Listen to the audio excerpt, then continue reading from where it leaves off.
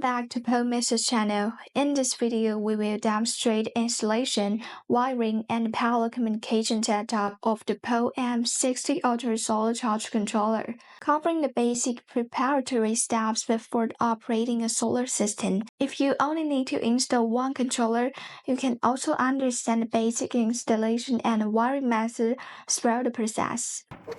First, use a marker to mark the locations of the mounting holes on the wall. Each controller is wall-mounted with 4 screws.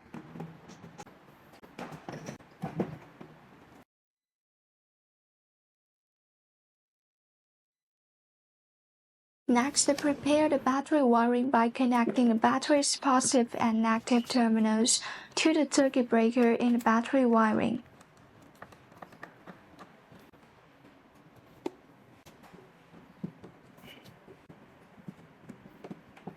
Note that battery's positive terminal should connect to the positive terminal of the breaker, and the negative terminal should connect to the negative terminal. Before connecting the battery to the controller, use a multimeter to check if the controller's voltage is within the acceptable range. Next, connect the positive and negative terminals of the circuit breaker to the positive and negative terminals of the controller.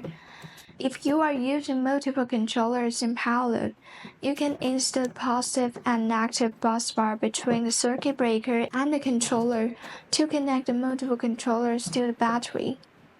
Then connect the solar panel to the PV input terminals.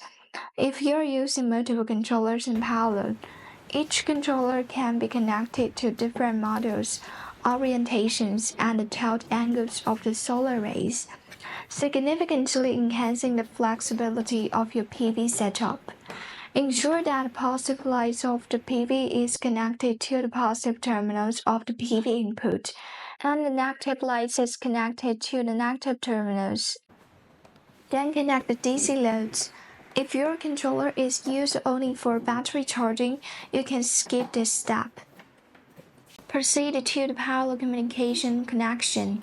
If your system is running as a standalone unit, you can skip the power communication step.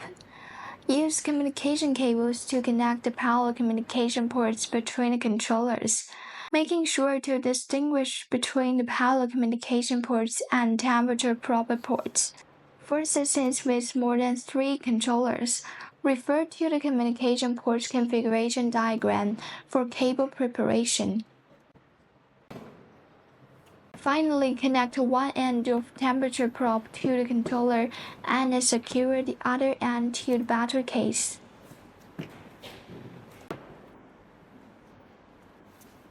After completing all wiring, power up the controller using the battery circuit breaker. First, set a communication code to define the master and slave controllers, with a lower number as the master.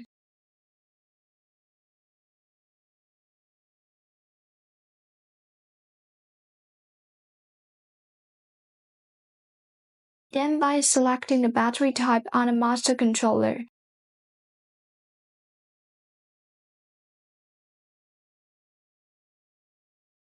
The related programs on the slave controllers will also synchronize.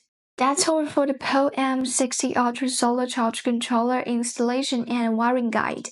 We hope this information is helpful to you. In future videos, we will detail the configuration of the setting programs. Thank you for watching and see you next time.